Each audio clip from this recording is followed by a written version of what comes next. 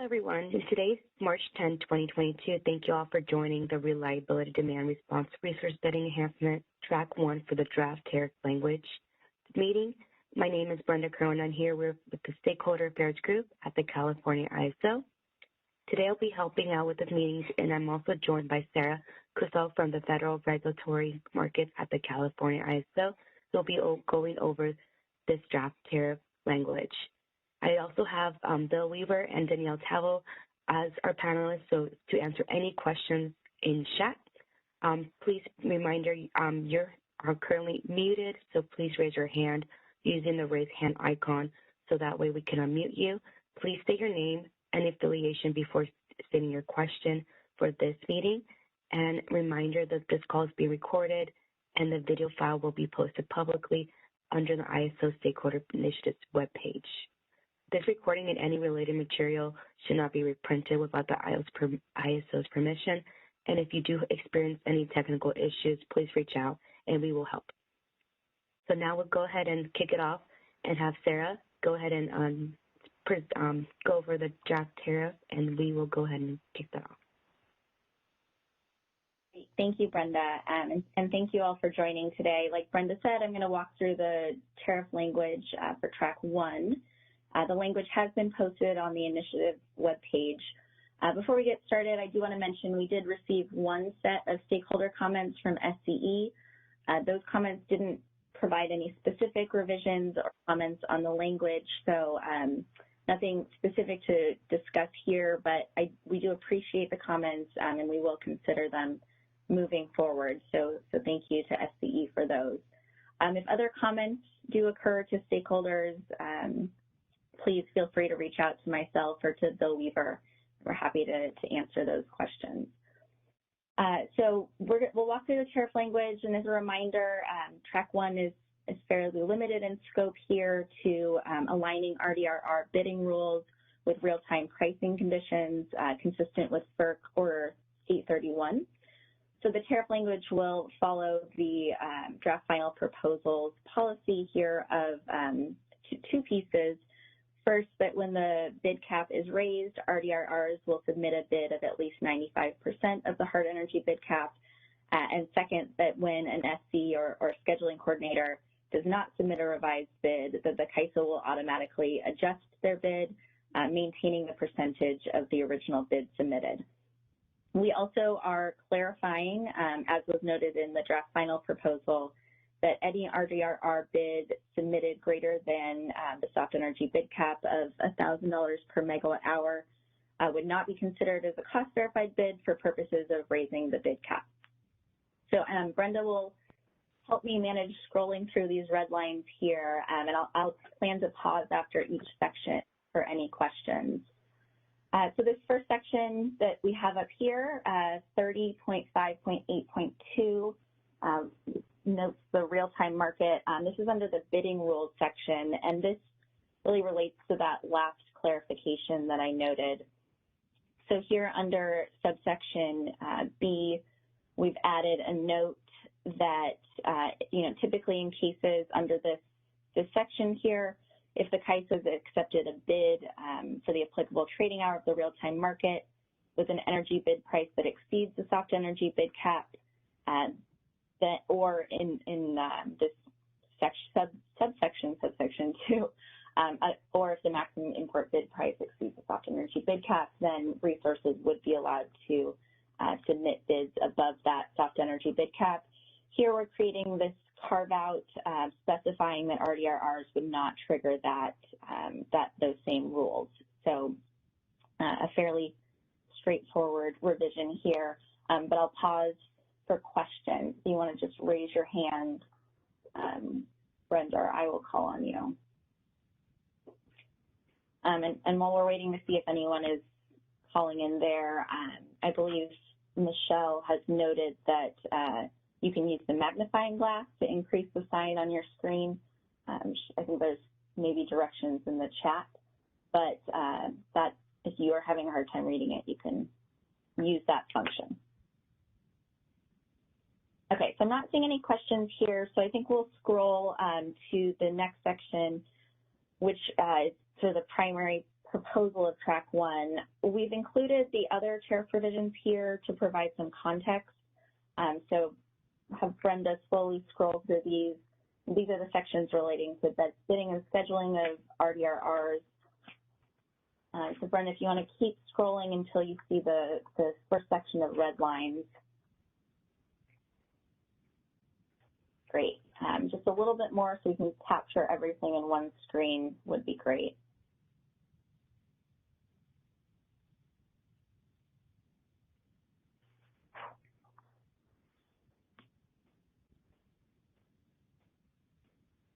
Okay. Like this? Because this is only one page I'm viewing. Nope, that's perfect. Sorry, it was taking a minute to load on my screen, but I see it now, so hopefully everyone else can see it. So these two sections that we'll talk about next contain, like I said, the main proposal here. These are sections 30.6.2.1.2.1 and 30.6.2.1.2.2. And these two sections are applicable separately to RDRRs that are using the marginal and discrete dispatch options. These sections already contained the existing bidding rules related to the soft energy bid cap, and so we've created new subsections here related to the hard energy bid cap, or to when the soft energy bid cap changes. We have two paragraphs under subsection B here. The first relates to those conditions raising the bid cap and 95%. And then the second paragraph relates to the revised bids. So I'll just briefly walk through those here. And this language is paralleling language used elsewhere in the tariff related to similar circumstances. So under new subsection B, we first discussed the conditions that would raise the bid cap, first being the types of accepting a bid that exceeds the soft energy bid cap pursuant to section 30.7.12, or second, the maximum import bid price exceeding the soft energy bid cap. So in those cases, then we've indicated in this tariff language that marginal real-time dispatch option RDRRs can submit a single segment bid or a multi-segment bid that must be at least 95% of the applicable hard energy bid cap, not to exceed the hard energy bid cap. And the second paragraph here again relates to revised bids. This notes that where the scheduling coordinator for an RDRR has submitted a bid and the soft energy bid cap changes, then the SC or scheduling coordinator should submit a revised bid by market close. And the final sentence here in the red line notes that where the scheduling coordinator does not submit a revised bid, the CAISO will automatically adjust the bid after market close, maintaining the percentage of the bid cap originally submitted by the scheduling coordinator.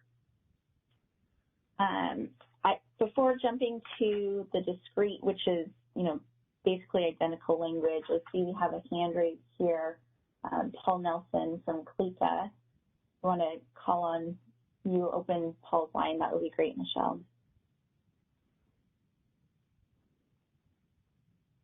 All right. You said you wanted to unmute Paul Nelson? Yes, please. Hi, this is Paul on behalf of CLICA. Can just sound check if people can hear me? We can hear you. Thanks, Paul. Okay, great. So in section B, seems like there's a subject missing right before may submit. Who may submit? So, can you point me to the sentence? So B, when the CAISO has accepted a bid for the applicable trading hour of the real-time market with an energy bid price that exceeds the soft energy bid cap pursuant to section 30.7.12, or 2, the maximum import bid exceeds the soft energy cap, comma, may submit either a single segment. Who may submit? Yeah. Thank you. Missing. Yeah, it's I think looking at the section in its entirety. Section A is drafted similarly and Section C is drafted similarly. So the subject of each of those is actually in this first sentence, a reliability demand response resource that is subject to the marginal real-time dispatch option, colon, A, B, and C. Okay. Sense? And then in the next paragraph, you reference the scheduling coordinator submits a revised bid. So is it the scheduling coordinator does this, or the reliability I don't know. I just find the grammar in this section a bit awkward. That's fair. And for your comment, we'll take it into consideration. I think, I won't try and do drafting on the fly here, but I do recognize that some of this is can be confusing the way that it's initially drafted. Yeah. Okay. Thank you, Paul.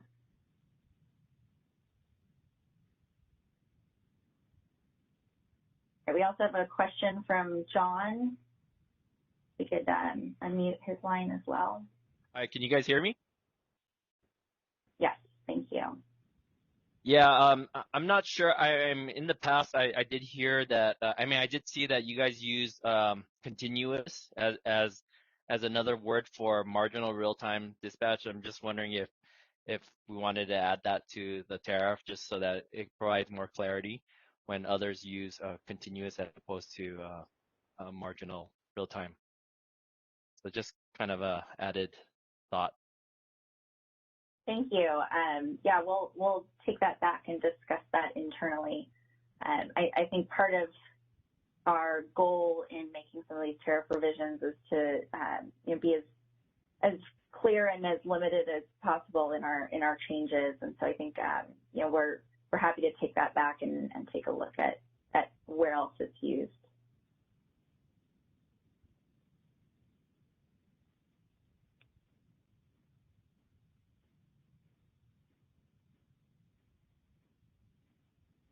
Okay, I'm still seeing Paul and John, but I think we've answered their questions. I'm just going to put your hands down unless you have an additional question.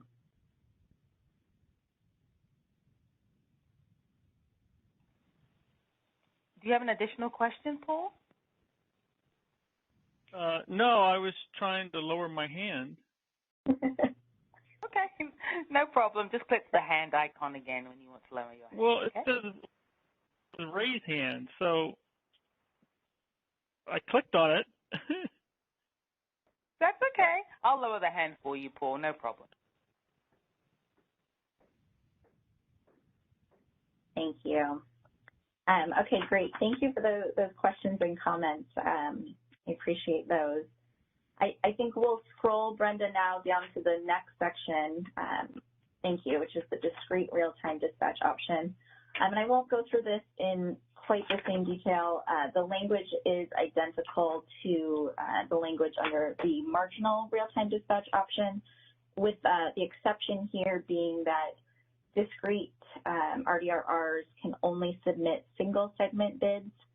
So this language reflects that. And again, I think parallels what is drafted in subsection A for both the marginal and discrete. So I'll pause for questions if there's anything specific to the discrete section here.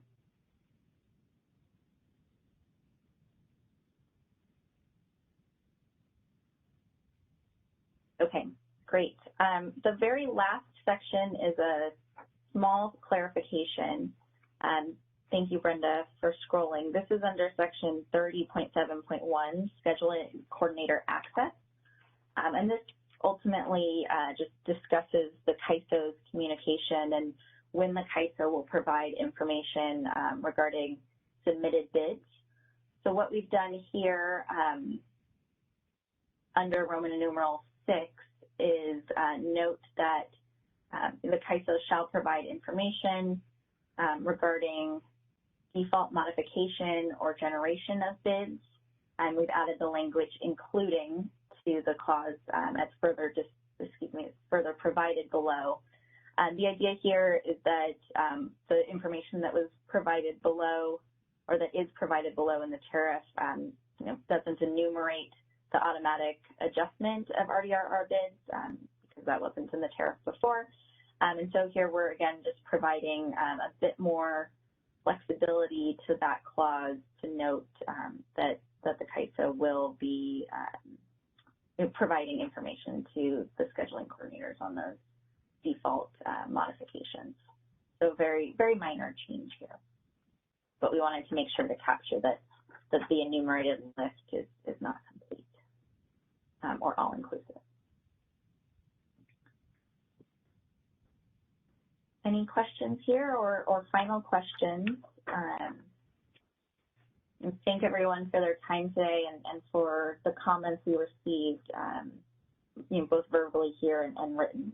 We always appreciate the feedback and are happy to take suggestions back and discuss them internally. So thank you for that.